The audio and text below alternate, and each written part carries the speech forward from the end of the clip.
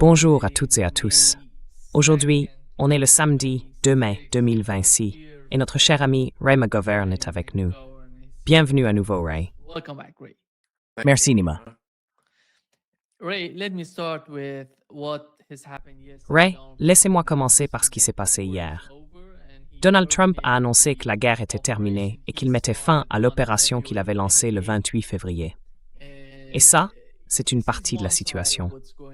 L'autre, c'est que les États-Unis envoient encore plus d'armes dans la région. On a entendu parler de missiles hypersoniques envoyés pour la première fois. S'ils les utilisent, ce sera la toute première utilisation de ce type de missile au Moyen-Orient. Et du côté iranien, ils ont mis à jour leurs propositions, mais les grandes lignes de cette nouvelle version restent les mêmes.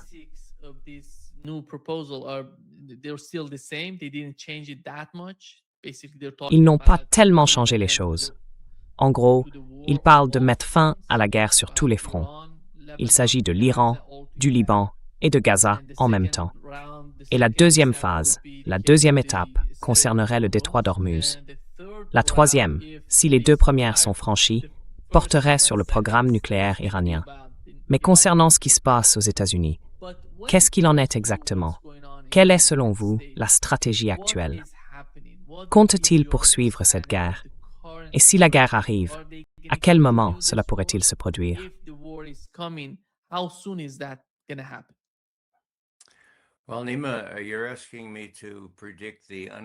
Eh bien, Nima, tu me demandes de prédire l'imprévisible. On a un électron libre à la Maison-Blanche, un vrai taureau dans un magasin de porcelaine. J'en ai fini d'essayer d'être logique et d'analyser ce que Trump va faire. J'ai déjà fait des erreurs.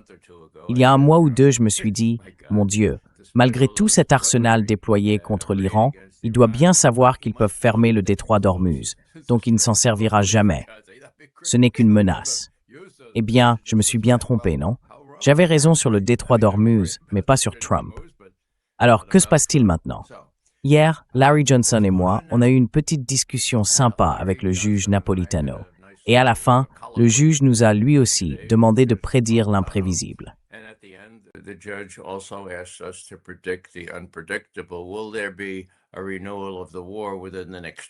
Est-ce qu'il y aura une reprise de la guerre d'ici la semaine prochaine? Et Larry a dit, eh bien tu sais, d'après mes sources dans l'armée, avec tout ce qu'on entend, et les militaires qui descendent dans cette région, je pense qu'il y a de fortes chances que oui. Moi, j'ai répondu que je ne le pensais pas. Et je me suis déjà trompé. D'accord? Mais laisse-moi t'expliquer pourquoi je ne crois pas que ce sera le cas. Je pense que le nouvel élément ici, c'est un homme qui s'appelle Vladimir Vladimirovitch Poutine. Il est maintenant complètement impliqué. La façon dont tout ça s'est déroulé, c'est le résultat d'une diplomatie très habile, à la fois du côté des Iraniens, des Omanais et aussi des Russes. Pourquoi je dis tout ça? Eh bien, il faut revenir un peu en arrière, avant que cette nouvelle offensive ne commence le 28 février de cette année.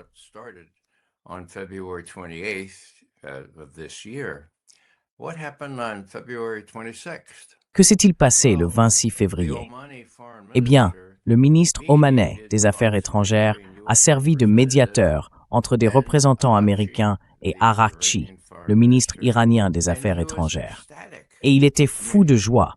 Je veux dire, il n'est même pas rentré chez lui se brosser les dents. Il a sauté dans son jet privé et a filé directement à Washington pour leur annoncer la bonne nouvelle. Bon, ils ne l'ont laissé voir personne, sauf le vice-président, Vance, qui n'est pas un amateur, bien sûr.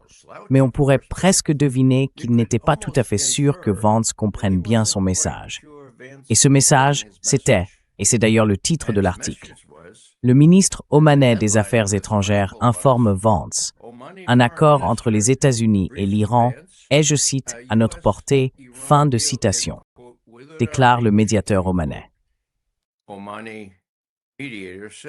Alors, qu'est-ce qui s'est passé ensuite? Eh bien, encore une fois, c'est une déduction de ma part. Mais je ne sais pas quelle réaction il a eue de la part de Ted Vance, qui n'avait pas encore reçu ses instructions du président, ou de Netanyahou. Mais alors, Qu'a fait le ministre omanais des Affaires étrangères? Eh bien, il est allé directement voir Margaret Brennan. Quand on a beaucoup d'argent et qu'on vient d'Oman, on peut appeler Margaret Brennan et lui dire « Hey, j'ai besoin de te parler pour faire passer ce message avant que quelque chose de vraiment grave n'arrive. » D'accord. C'est exactement ce qu'il a fait. Et Margaret Brennan, elle a tout ce contexte, enfin c'est elle qui l'a interviewé. Et ce qu'il a dit, c'est qu'on était vraiment tout près d'un accord. Il a dit que l'Iran avait accepté de ne jamais, jamais, jamais posséder de matière nucléaire pouvant servir à fabriquer une bombe. Qu'il y aurait des inspections, peut-être même avec des inspecteurs américains. Bref, on était à 2 doigts d'y arriver. Et lui, on le sent bien, il est impliqué. C'est un médiateur et il pensait avoir réussi. Tout ça, c'était le 27. Le lendemain, enfin, il faut quand même un peu de temps pour traverser, même en jet privé, ça prend un moment, non? Donc le 28, qu'est-ce qui s'est passé? Eh bien, on sait tout ce qui s'est passé.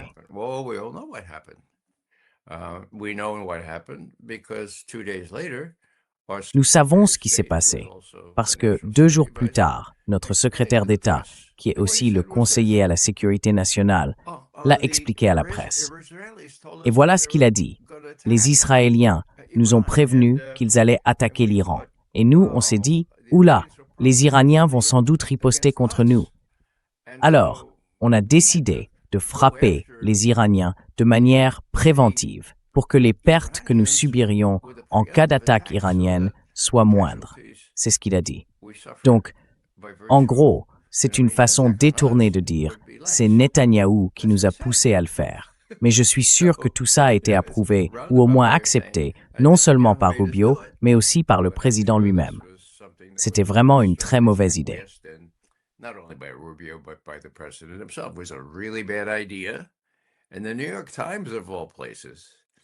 Et le New York Times, quand même, a expliqué de façon assez crédible comment toute cette histoire s'est déroulée.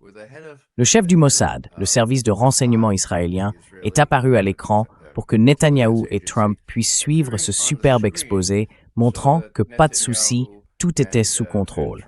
On allait tuer cet ayatollah et le peuple se soulèverait. Ça allait être une guerre rapide et propre. Alors, qu'est-ce que les gens autour de la table ont dit? Eh bien, si vous vous souvenez du vieux conte d'Oncle Rémus, celui de Frère Lapin et du bébé de goudron, vous voyez, il n'a rien dit, hein? Il n'a rien dit. Et ces types-là, pareil, ils n'ont rien dit jusqu'au lendemain. Et là, le New York Times, Haberman et quelqu'un d'autre leur a demandé « Alors, qu'est-ce que vous en pensez ?» Ah, eh bien, on n'est pas vraiment sûr. Vous avez pris la parole à ce moment-là.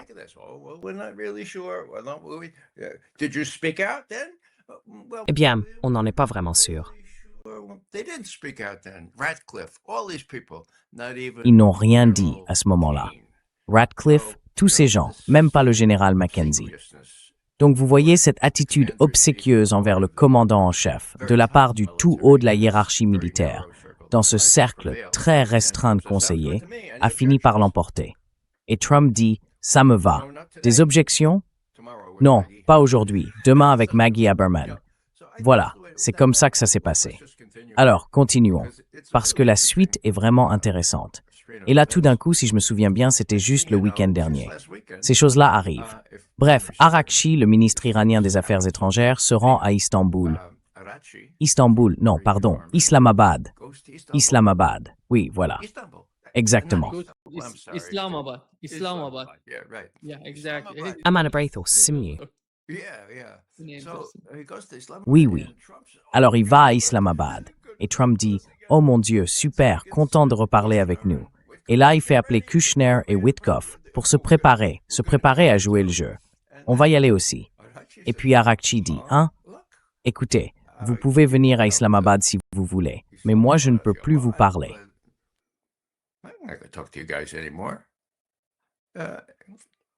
Vous êtes une bande de magouilleurs. I'm through with you guys. I'm in Islamabad. I'm leaving before you ever get here, you know? So he leaves, And then Trump says, "Oh my God, well, don't go on the plane." And the way he explains it is, I'm very conscious of the distances involved and actually the expenditure of jet fuel, which is in the environment. So I told these guys, hello, they had nobody to talk to. So what does Hirachi do? After leaving what he wanted to leave with the Pakistani mediators in Islamabad, he goes to Oman. Oh, who's he talk to there? Well, he talks to Omani foreign minister, who's better clued in on what is going on than anybody else in the whole world because he mediated this first thing, right? So they work out a deal on the strait. After all, if you look at the strait, Oman's on the southern or the western part, right? And so they work out this deal. Alors, il conclut cet accord. Ensuite, on savait qu'Arakchi devait aller à Moscou, mais pas tout de suite. Non. Où est-il allé d'abord? Il est retourné à Islamabad. Pourquoi? Eh bien parce qu'ils avaient arrangé quelque chose avec les Omanais et ils voulaient donner aux Pakistanais un document à présenter à ceux qui, du côté américain, pourraient être intéressés. Puis, il part pour Moscou. Et là, c'est un gros événement, d'accord? Certains disent « Ah, il a rencontré Poutine ». Bon, je ne veux pas exagérer. Il a déjà rencontré Poutine auparavant, mais cette fois, il a été accueilli avec beaucoup de cérémonial. Et les photos ou les vidéos de leur rencontre montrent une atmosphère très chaleureuse. Mais le plus important, c'est que non seulement Lavrov était présent, non seulement Ushakov aussi, les principaux conseillers sur ces dossiers, mais il y avait également Kostyukov. Et qui est-ce? C'est le chef du renseignement militaire. Le renseignement militaire, c'est un peu l'équivalent chez eux de notre Defense Intelligence Agency.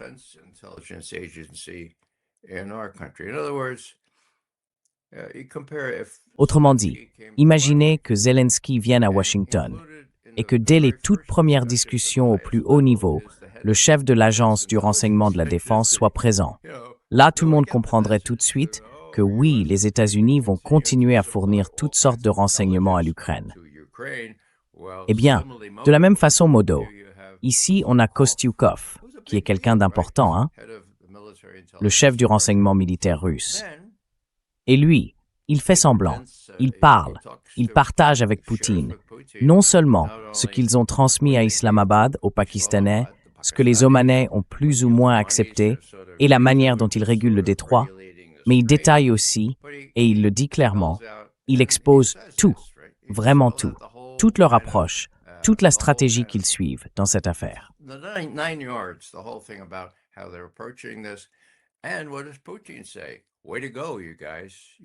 Et qu'est-ce que Poutine dit?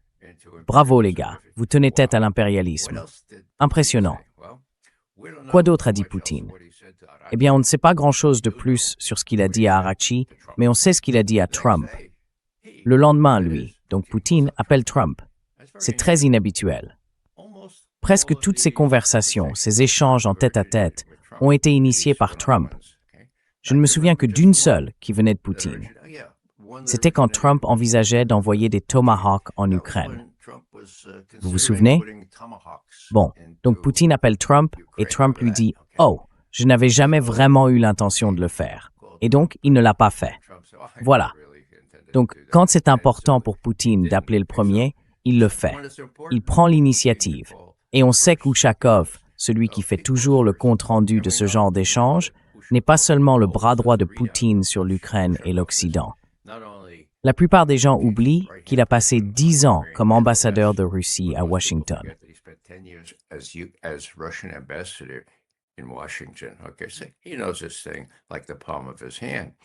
D'accord, donc il connaît ce dossier sur le bout des doigts.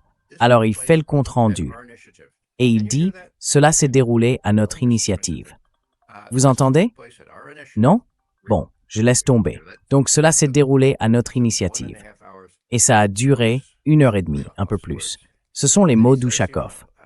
Et ensuite, il dit « Attendez, je vais voir si je retrouve la phrase exacte ». Il dit que c'était très professionnel, très cordial. Et puis, il ajoute que le président de la Russie a félicité Donald Trump pour avoir une fois de plus échappé au pire. Voilà, ça c'est la diplomatie. Et ensuite, il a félicité le président Trump d'avoir une épouse remarquable, qui a beaucoup œuvré pour réunir des familles, et ainsi de suite. Que tout cela n'aurait pas été possible sans son intervention. Et puis il conclut en disant « Enfin, vous savez, les Russes ont cette petite tournure. Comment déjà? Odnako. »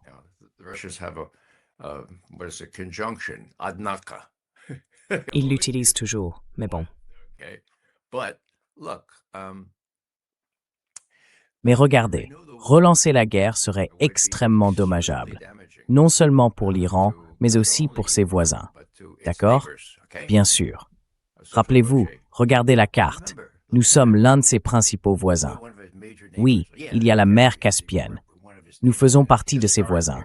Et c'est historiquement un point très sensible pour nous. D'accord? Donc ce n'est pas seulement une menace, ce serait vraiment une très mauvaise idée de relancer une attaque contre l'Iran.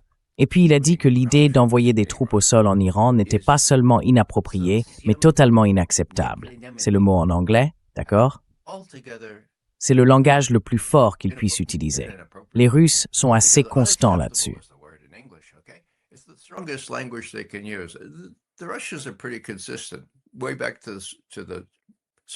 À l'époque soviétique déjà, неприемлемо voulait dire inacceptable. C'est à peu près aussi fort que possible.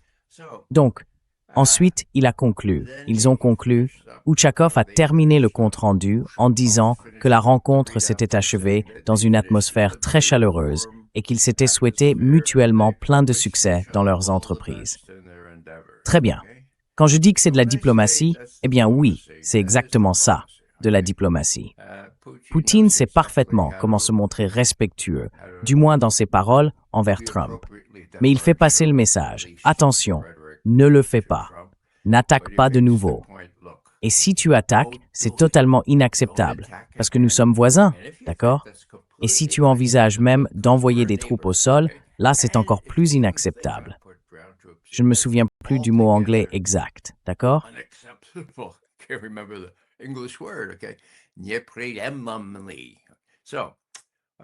Alors, le paragraphe suivant commence par « Однако, however ». Mais nous, on est prêts à jouer les médiateurs. On a beaucoup d'expérience dans ce genre de médiation. On entretient de très bonnes relations avec toutes les parties, y compris vous, les États-Unis, mais aussi avec l'Iran, avec les Omanais, avec les Israéliens. Donc vous voyez, on l'a déjà fait. Si vous avez besoin d'aide sur la question de l'uranium hautement enrichi, on peut s'en charger. On l'a fait dans le cadre du JCPOA, le fameux accord sur le nucléaire iranien, il y a 11 ans. D'accord. Donc voilà, on est disponible. Vous nous appelez et on peut vraiment vous aider à sortir de cette situation.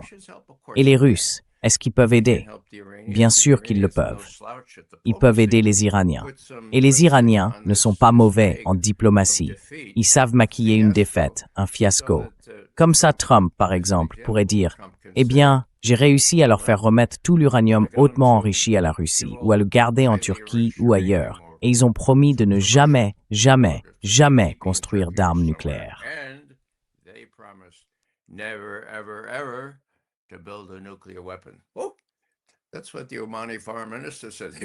C'est ce que le ministre des Affaires étrangères d'Oman a dit qu'ils avaient promis de faire en Slovaquie. Non? Bon, eh bien, c'est une fausse piste. C'est un leurre, parce que, comme vous le savez, et je l'ai répété un nombre incalculable de fois, depuis 2003, la communauté du renseignement a affirmé, ou depuis 2007, selon l'évaluation nationale du renseignement, que les Iraniens avaient arrêté de travailler sur une arme nucléaire en 2003 et n'avaient pas repris ces travaux depuis. Et ça a été confirmé chaque année depuis, sauf cette année, quand Tulsi Gabbard a oublié de l'inclure dans l'évaluation annuelle des menaces. Alors, qu'est-ce que je veux dire par là? À mon avis, il y a une porte de sortie facile pour Trump.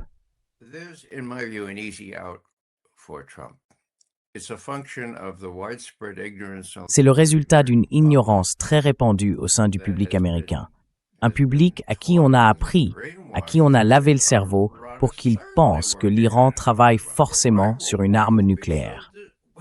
Pourquoi serions-nous aussi inquiets, comme si l'Iran ne pouvait pas représenter une menace sans arme nucléaire? Alors bon, Trump aurait empêché la fabrication d'une arme. En d'autres termes, ceux qui ne connaissent pas la véritable histoire pourraient se laisser convaincre que la situation n'a pas tourné si mal que ça. Mais c'est difficile à croire. Tant que le détroit reste fermé, ça va être vraiment, vraiment grave.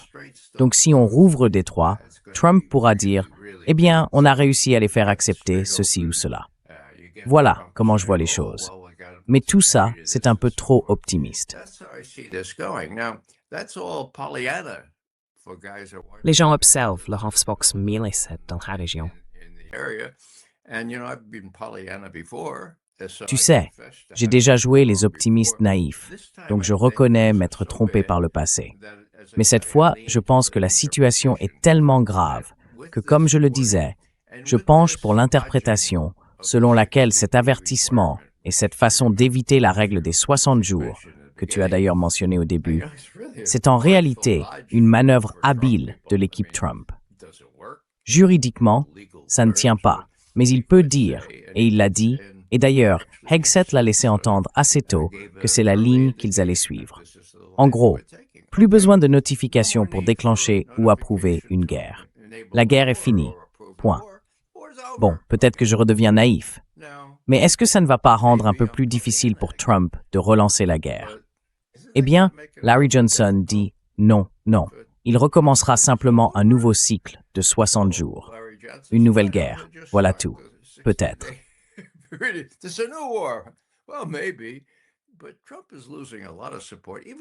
Mais Trump perd beaucoup de soutien, même au Congrès. Même cette sénatrice républicaine du Maine, celle qui change toujours de position selon le vent, tu vois, elle a voté contre Trump la dernière fois. Donc je garde un peu d'espoir, mais j'ai déjà eu de l'espoir avant et il a été complètement anéanti. Alors, prends ça pour ce que ça vaut. Désolé d'avoir été aussi long, mais je trouve que le contexte est vraiment fascinant, surtout la façon dont tout s'imbrique. Poutine a enfin parlé. Est-ce que Trump va l'écouter? Le grain de sable, évidemment, c'est Netanyahou. On peut en parler si tu veux.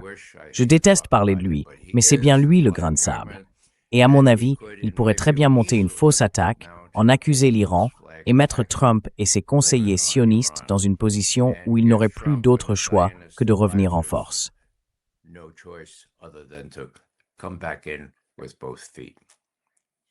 Ray,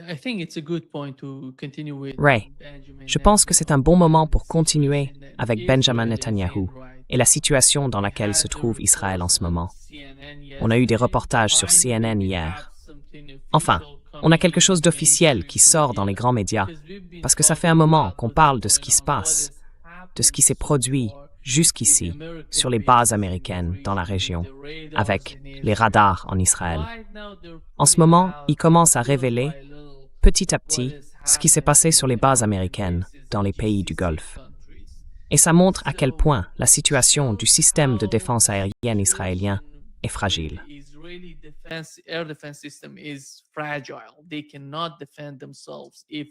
Ils ne peuvent pas se défendre si quelque chose arrive en cas de guerre, disons une troisième guerre.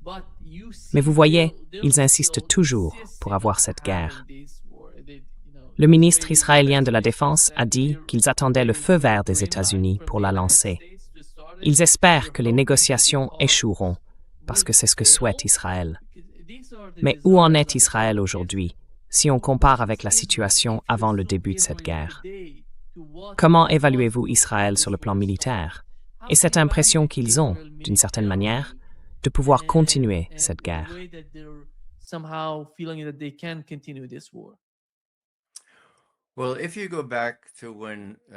Eh bien, si on revient au moment où le vice-président Vance parlait à Arashi, il avait avec lui 2 agents immobiliers qui, je suppose, surveillaient ce qu'il disait. Il était au téléphone, paraît-il, 11 fois parce que la Maison-Blanche voulait lui parler.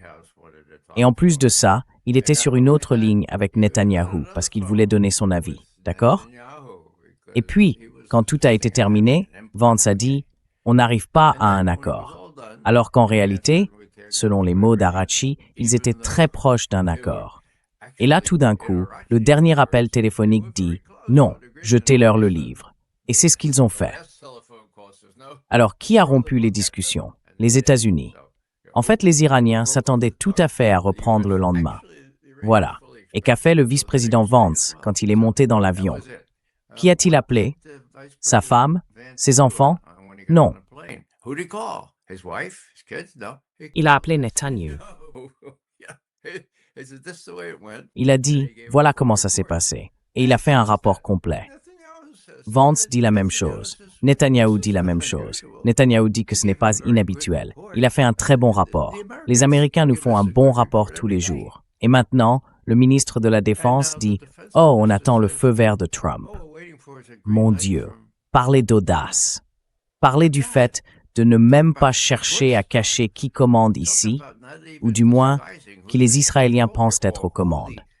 Alors, est-ce qu'Israël pourrait s'emporter et, dans le pire des cas, non seulement mener une attaque sous faux drapeau, mais, si les États-Unis ne s'impliquaient pas à fond, envisagerait-il d'utiliser l'arme nucléaire?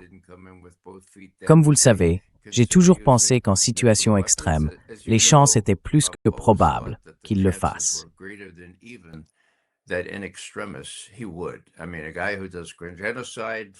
Je veux dire, un type qui commet un génocide à grande échelle, qui provoque la famine forcée. Mon Dieu, pourquoi n'utiliserait-il pas tout ce qu'il a, juste avant non seulement de perdre la guerre, mais aussi d'aller en prison, non? Bon, je pense que c'est ça qui inquiète les Russes, et aussi les Chinois. Mon Dieu, on ne peut pas tolérer ça. Peu importe la direction du vent, je veux dire, concrètement, on ne peut pas permettre l'usage d'armes nucléaires.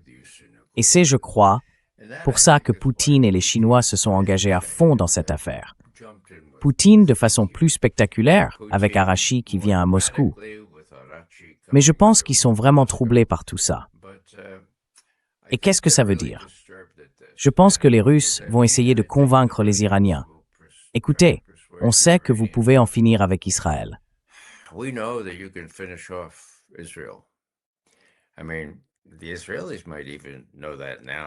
Je veux dire, les Israéliens le savent peut-être déjà, justement parce que vous avez tous ces missiles hypersoniques et que vous n'en avez utilisé que 2 ou 3.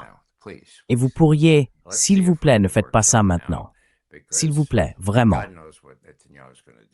Voyons si on peut trouver une solution. Parce que Dieu seul sait ce que Netanyahou ferait si vous faisiez ça. Les Iraniens sont très puissants, d'excellents négociateurs. Et ils ont ce qu'on appelle en arabe la samud. Cette ténacité, cette capacité à tenir bon, n'est-ce pas? Ils s'accrochent et sont prêts à tenir aussi longtemps qu'il le faut. Les Russes, c'est pareil.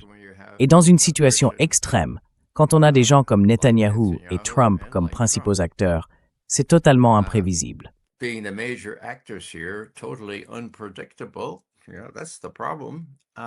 Tu sais, c'est bien ça le problème. Enfin, si Netanyahou décidait de faire ça, c'est-à-dire d'utiliser l'arme nucléaire, tu crois qu'il demanderait l'avis de Trump? Mon Dieu, je n'en sais rien. Bon, imaginons qu'il le fasse. Est-ce que Trump lui dirait « Non, non, non, ne fais pas ça » ? Je pense que oui, peut-être.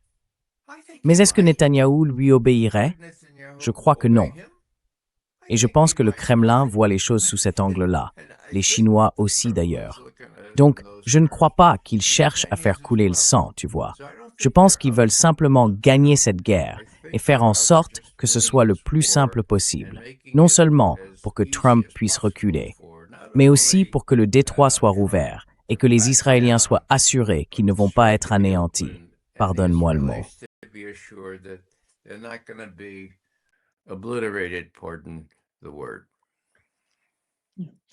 Ray,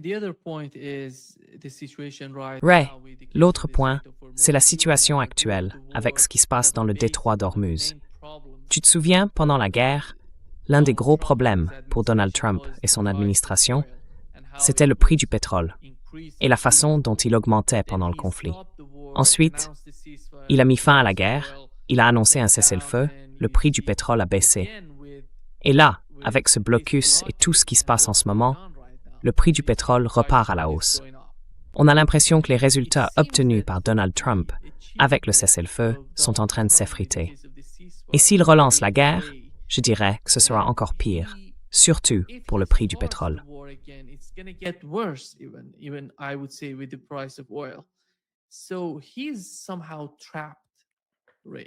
Donc, il est en quelque sorte piégé, et je ne vois personne en Iran prêt à l'aider à sauver la face. Donc, à mon avis, la seule porte de sortie pour Donald Trump se trouve à Washington. Et son attitude, c'est que, comme il est très fort pour créer de nouvelles formules, pour alimenter les médias, en gros, Fox News et tous ces médias qui le suivent, qui nourrissent sa base, eh bien, ces gens-là, ceux qui soutiennent Donald Trump, voteront pour Donald Trump. C'est ça, la voie de sortie pour lui. Est-ce que vous voyez une autre issue possible pour Donald Trump, une sorte de rampe de sortie pour qu'il se retire de la guerre?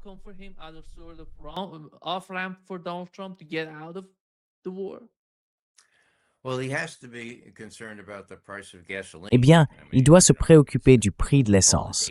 Je veux dire, on m'a dit qu'en Californie, c'est 8 $ le gallon, et ici, en Caroline du Nord, environ 5 $. Mais vous savez, je voulais dire, ils auraient dû le savoir avant. Ils auraient dû savoir qu'ils pouvaient. Mais soit il ne l'a pas fait, soit il a dit non, non, non. Le type le plus pessimiste dit « On a tout ce qu'il faut, faisons-le vite fait ». Donc oui, tu as raison, il est totalement imprévisible. Mais on voit bien que certaines personnes lui conseillent « Écoute, fais ton annonce dimanche. Comme ça, quand le marché ouvrira lundi, ce sera moins dur. Ou fais-la le dimanche suivant. » Il est donc très attentif au marché et au prix du pétrole.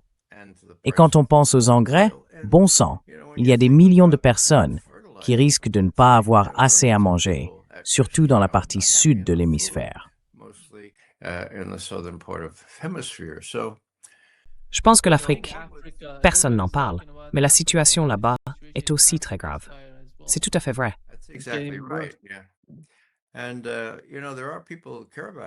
Et vous savez, il y a des gens qui se soucient de l'Afrique. Je veux dire, le groupe des BRICS, par exemple, s'intéresse à l'Afrique. Les Russes, comme les Chinois, ont beaucoup investi pour reléguer le passé anticolonial du continent aux oubliettes de l'histoire. Donc tout ça pèse sur Trump. Son secrétaire au Trésor est l'une des personnes les plus dérangées que j'ai jamais vues. Il ne semble pas comprendre. Il a grandi en pensant que les États-Unis sont une superpuissance et qu'ils le resteront toujours. Mais ça, c'est de l'histoire ancienne. Ce n'est plus comme ça aujourd'hui. Et quand il fait ses recommandations, avec ses hypothèses naïves, c'est insensé. Vous avez Mario, vous avez Marco Rubio, vous avez Hegseth, mon Dieu. On pourra peut-être en parler plus tard. Et Vance, lui, c'est une girouette. Il suit le vent, vous voyez. Il est dans une position difficile.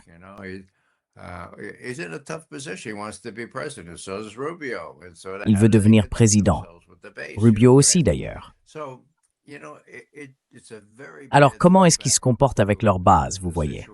Eh bien, c'est un très mauvais retour en arrière. Ça me rappelle la période avant l'attaque contre l'Irak, en 2003.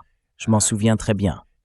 C'est à ce moment-là qu'on a créé les Veteran Intelligence Professionals for Sanity, en janvier 2003, parce qu'on voyait que le président Bush était assiégé par Cheney et Rumsfeld, et par ces renseignements fabriqués de toutes pièces, auxquels même la CIA n'a pas eu le courage de s'opposer.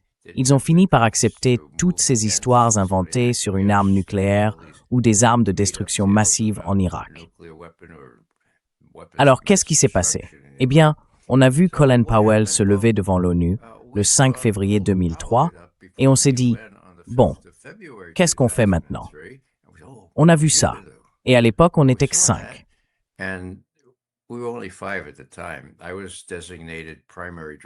J'étais le rédacteur principal désigné, et on l'a rédigé, puis on l'a fait passer sur le fil de l'AFP vers 5 heures cet après-midi-là. On disait au président, « Écoutez, ne vous laissez pas tromper par tout ça. C'est du grand n'importe quoi. » Quand Colin Powell affirme qu'il existe un lien sinistre entre Saddam Hussein et Al-Qaïda, ce qu'il essaye de faire, c'est de dire que Saddam Hussein est en partie responsable du 11 septembre. Bon sang. Alors, on a dû partir du principe que Bush ne s'en rendait pas compte.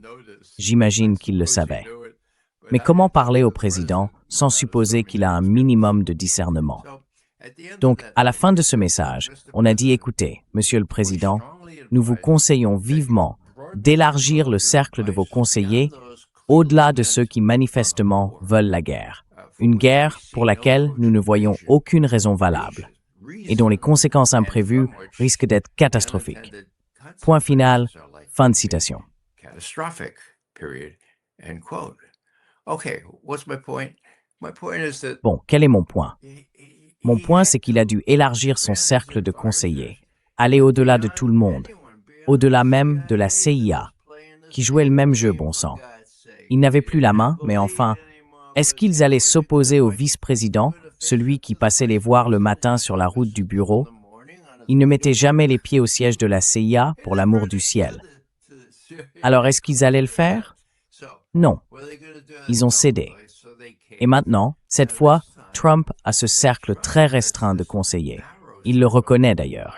Il a Rubio, il a Hegseth, peut-être comme vice-président, le secrétaire au Trésor, pour l'amour du ciel. Ça touche même le secrétaire à l'énergie. Enfin, ce sont tous des inconnus.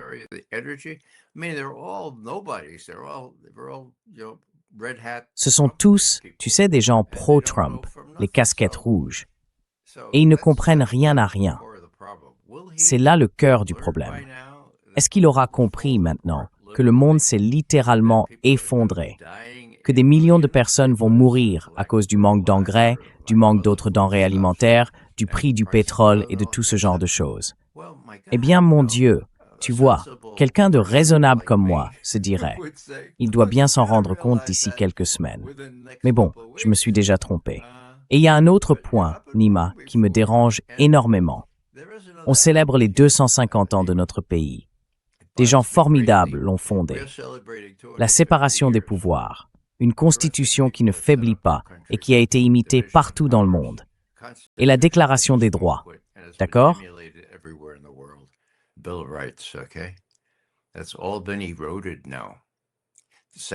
Tout ça, c'est fini maintenant. La séparation des pouvoirs, elle a été complètement érodée. Le Congrès s'est montré dévoué à Israël, à tous les niveaux, tu vois, et il n'est pas prêt à arrêter cette guerre, aussi monstrueuse qu'elle se soit révélée. Il n'est même pas capable de dénoncer un génocide. Bon sang, d'accord? Alors, comment Trump, un narcissique comme Trump, voit-il tout ça? J'ai tout en main. Oui, mais les tribunaux? Je vais peut-être nommer encore un juge, t'inquiète pas pour les tribunaux, tu vois. Donc il n'a plus aucune limite.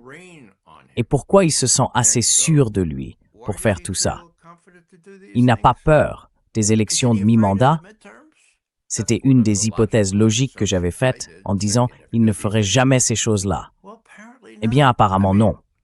Franchement, comment expliquer qu'il se mette gratuitement à se disputer avec le pape, bon sang?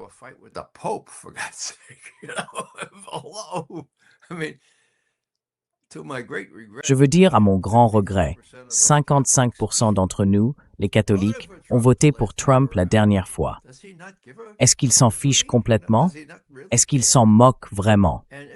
Et si c'est le cas, est-ce qu'il a d'autres plans? Est-ce qu'il écoute des gens comme Steve Bannon? Du genre, ne t'inquiète pas pour les élections de mi-mandat, on peut les repousser ou les encadrer, on peut faire intervenir l'ICE. Oui, ce serait une bonne idée. On peut demander à l'ICE de protéger les bulletins, ou même à la Garde nationale.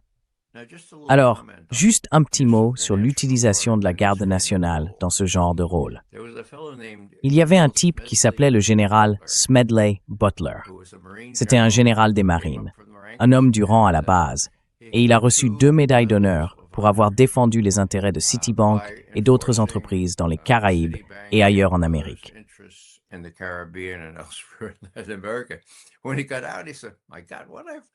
Quand il est sorti, il a dit « Mon Dieu, mais qu'est-ce que j'ai fait?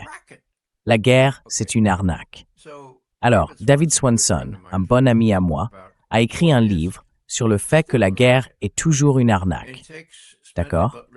Et il reprend les lettres et les discours méconnus de Smedley Butler, en plus de son grand discours où il dit justement que la guerre est une arnaque.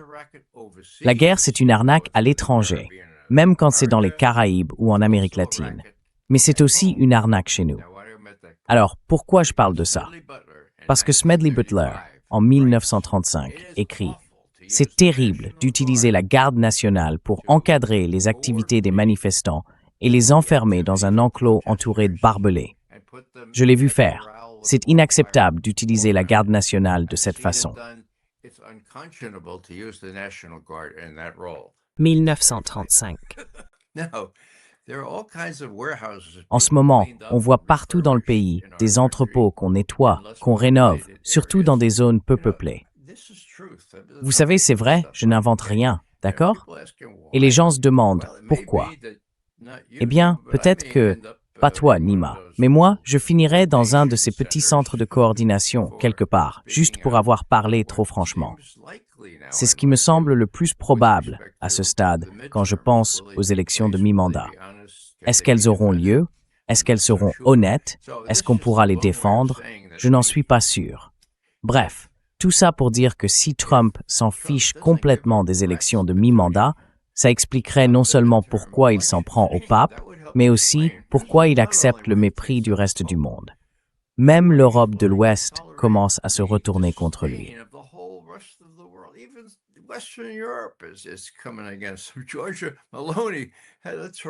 Giorgia Meloni a eu une réponse assez percutante à sa critique. Il avait dit qu'elle n'était pas une disciple de Jésus, mais une insulte à Jésus. Et elle lui a répondu en disant « Vous savez, Jésus s'occupait des orphelins, des veuves et des réfugiés. Jésus aimait la paix. Ce n'est pas moi qui suis une insulte à Jésus, c'est vous. » Bref, on en arrive à un point où il devient impossible de prévoir ce que Trump va faire. Mais à mon avis, les planètes sont en train de s'aligner. Et laissez-moi ajouter une chose. Enfin, je crois que je l'ai déjà dit. Quand Poutine appelle Trump, c'est très important. Parce que Poutine veut le prévenir de ne pas faire quelque chose. D'accord? Maintenant, j'ai parlé des Tomahawks qui devaient être livrés à l'Ukraine, du moins selon les informations. Qu'est-ce qui s'est passé juste après?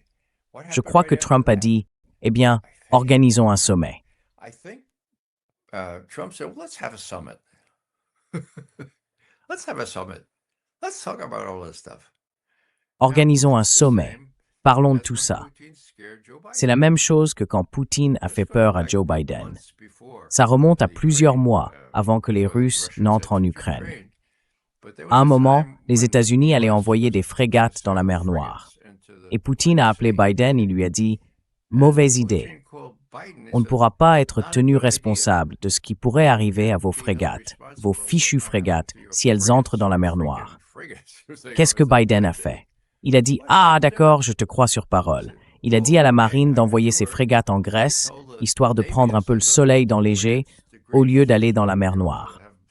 Et ensuite, Biden a dit « Tiens, faisons un sommet. » J'en suis sûr. C'est une situation vraiment étrange.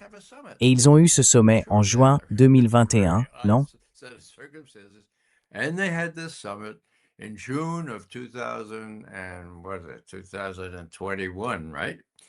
Et du côté américain, l'équipe avec Blinken, Nuland, Sullivan et les autres s'est montrée complètement incompétente. Parce que tout ce qu'on sait de ces discussions, c'est que Biden, avant de monter dans l'avion, a dit quelque chose comme « J'ai dit à Poutine qu'on sait très bien qu'il est sous pression, que les Chinois le serrent de près, qu'il y a cette très longue frontière, plusieurs milliers de kilomètres, je crois, entre la Chine et la Russie, et que la Chine ne veut pas seulement être la grande puissance économique, mais aussi militaire. Donc voilà, on le sait. J'ai dit à Vladimir, on sait que la Chine te met la pression. Oh là là. Bref, les sommets n'ont pas vraiment bonne réputation. Mais ils ont parfois servi quand les États-Unis, un peu à l'improviste, d'abord Biden, puis plus tard Trump, ont proposé « Allez, rencontrons-nous ».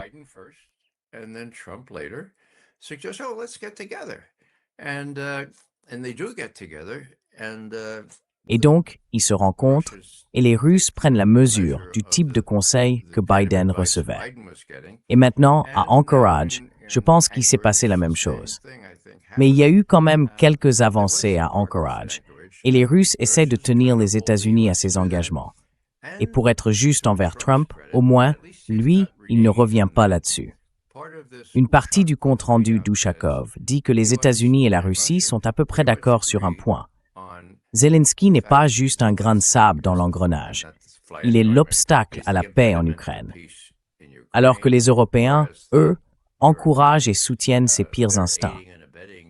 Donc, on a la Russie et les États-Unis qui s'accordent sur l'Ukraine? Eh bien, ce n'était pas du tout le cas avec Biden, n'est-ce pas?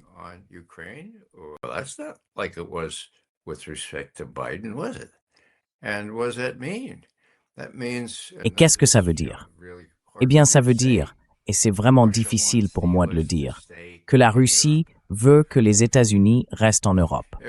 Après toute une carrière, à savoir que la Russie voulait les États-Unis hors d'Europe, j'en suis venu à penser que, dans la situation actuelle, les États-Unis peuvent jouer un rôle essentiel pour que les intérêts fondamentaux de la Russie soient pris en compte dans une nouvelle architecture de défense en Europe. Ce n'est peut-être pas possible, mais c'est en tout cas ce que les Russes espèrent.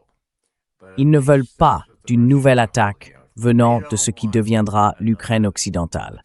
Ils veulent un régime, d'une manière ou d'une autre, qui rende cela inutile et impossible, au moins sur le plan juridique.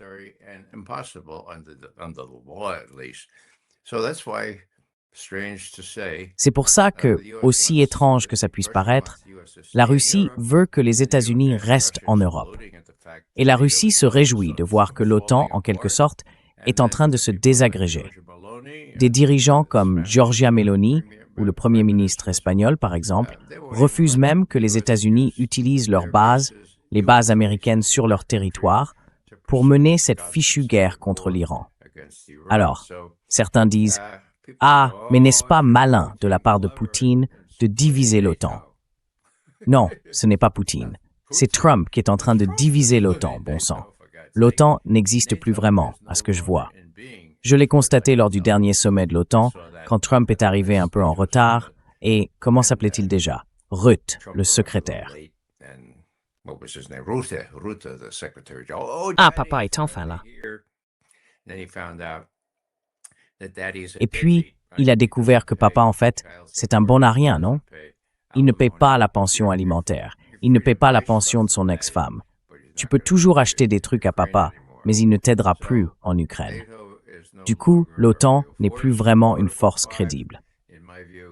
L'article 5, à mon avis, plus personne ne peut le prendre au sérieux, surtout pas les Estoniens, les Lettons ou les Lituaniens.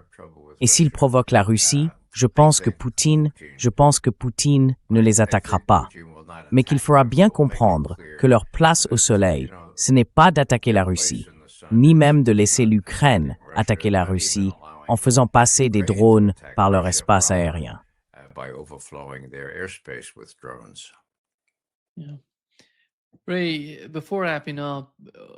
Oui. Ray, avant qu'on en parle, on a ce cas de l'aide à Gaza, tu sais, les bateaux qui y vont, la flottille qui s'y rend. Et je sais que tu as déjà participé à ce genre d'action par le passé. Et voilà le livre, et oui. Et je pense que ce qui compte maintenant, c'est ce qui se passerait. Qu'est-ce qui est arrivé à... Oui, voilà ta photo ici.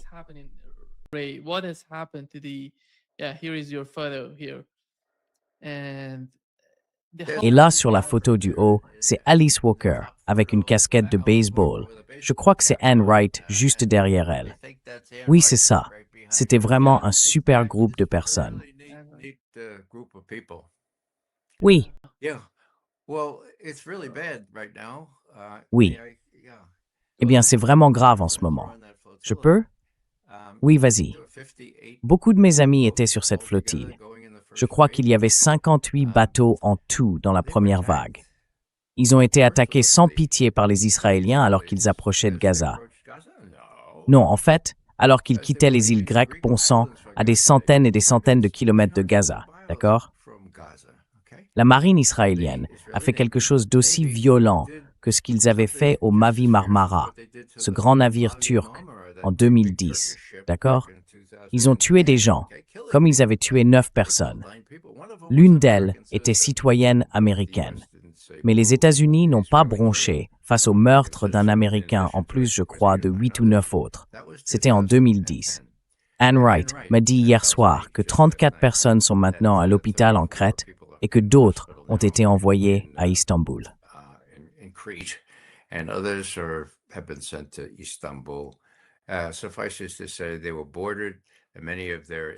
Disons simplement qu'ils ont été arraisonnés et que beaucoup de leurs moteurs ont été endommagés, au point qu'ils ne pouvaient plus naviguer. il y avait 175 personnes à bord de ces bateaux qui ont été arrêtées puis remises aux autorités grecques.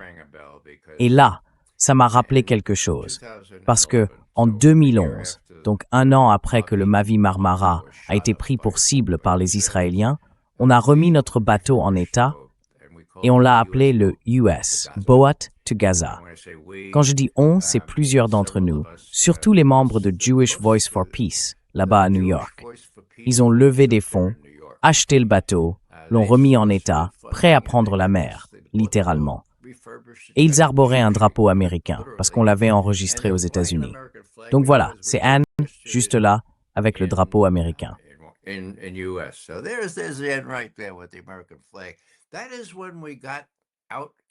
C'est à ce moment-là qu'on est sorti du port du Pirée, presque arrivé dans la mer Égée. Et là, qu'est-ce qui s'est passé? Eh bien, on nous a dit qu'on ne pouvait pas naviguer. On était prêts, tout était en ordre. On avait l'autorisation, 3 inspections, d'accord? Et puis ils en ont fait une autre, et là ils nous ont dit non, vous ne pouvez pas partir, il y a un défaut dans votre système de climatisation.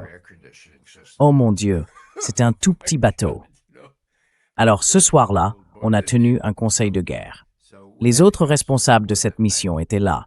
On était une 50aine, peut-être 55 personnes, dont une journaliste du New York Times, Alice Walker, et d'autres personnalités bien plus connues que moi, comme Medea Benjamin et d'autres encore.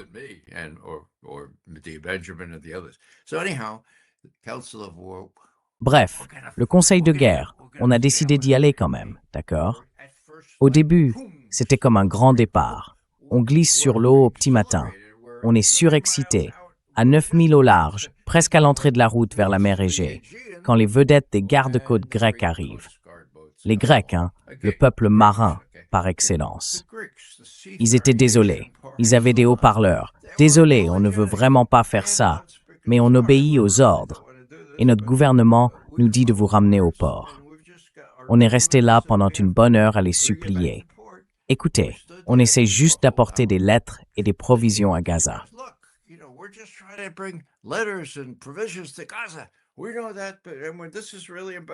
On le savait, mais c'était vraiment embarrassant. S'il vous plaît, faites demi-tour. Alors ils se sont préparés à monter à bord, et le capitaine, un type vraiment courageux, a dit « Bon, vous savez, vous n'avez pas envie qu'on monte à bord, n'est-ce pas ?» Alors on a fait demi-tour. On a perdu le bateau. On a dû faire sortir le capitaine de prison. Il y est resté une semaine entière. Ensuite, on a dû réunir assez d'argent pour sa défense, pour éviter qu'il y reste plus longtemps. Au final, pourquoi notre climatisation était-elle jugée insuffisante? Eh bien, ce qui s'est passé, et on le sait, c'est que la Maison-Blanche n'a pas réussi à faire cesser les Israéliens. J'avais un contact au Conseil de sécurité nationale qui m'a prévenu qu'Obama n'allait pas pouvoir les convaincre.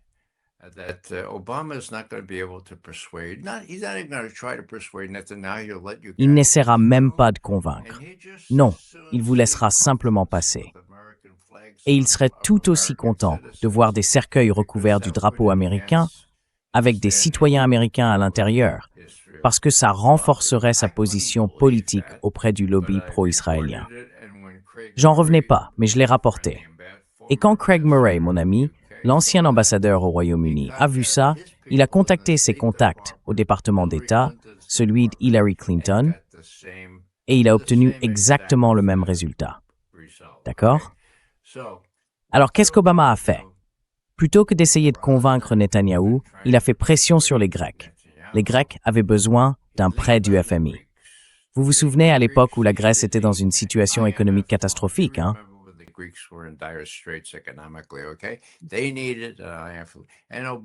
Ils avaient besoin d'un prêt du FMI.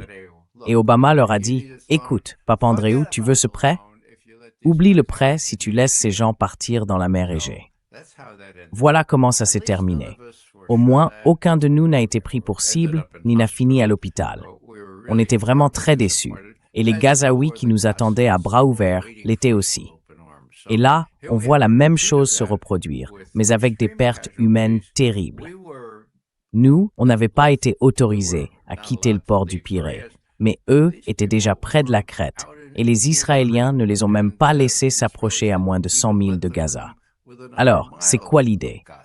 L'idée, c'est de montrer au monde à quel point ces gens sont courageux.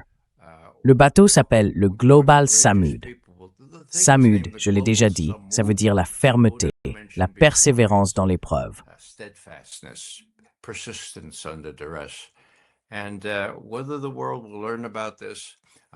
Et pour savoir si le monde allait en entendre parler, j'ai demandé à ma femme tout à l'heure, est-ce que tu as vu un journaliste en parler?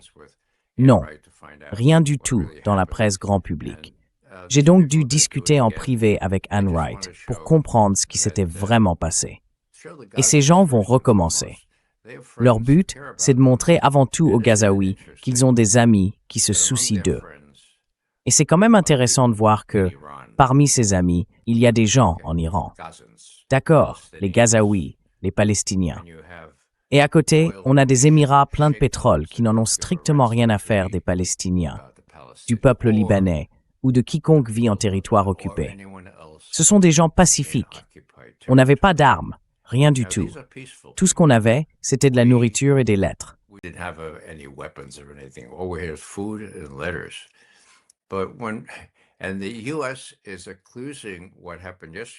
Et les États-Unis accusent ce qui s'est passé hier en disant, eh bien, ce sont des gens influencés par le Hamas.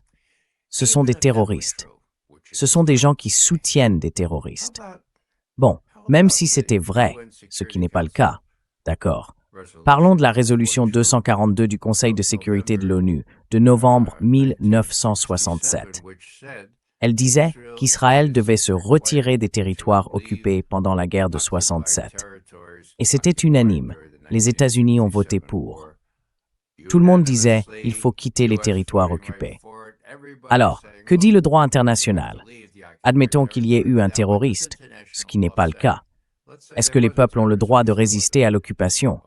Oui, bien sûr qu'ils l'ont. Est-ce qu'ils ont le droit d'y résister par les armes? Oui, ils l'ont. D'accord?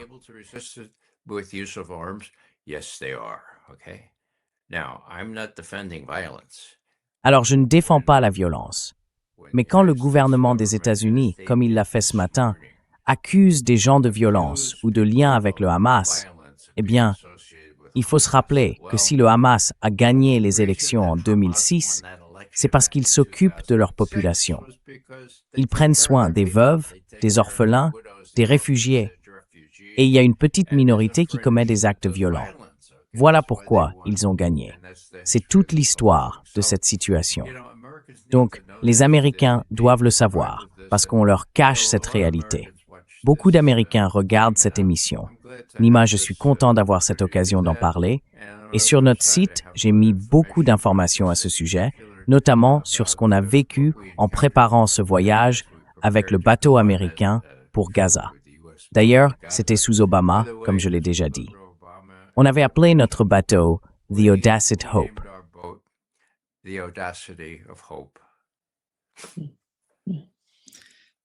Merci. Merci beaucoup, Ray, d'être avec nous aujourd'hui. Merci. Continuez comme ça, vous faites du bon travail. Merci, merci.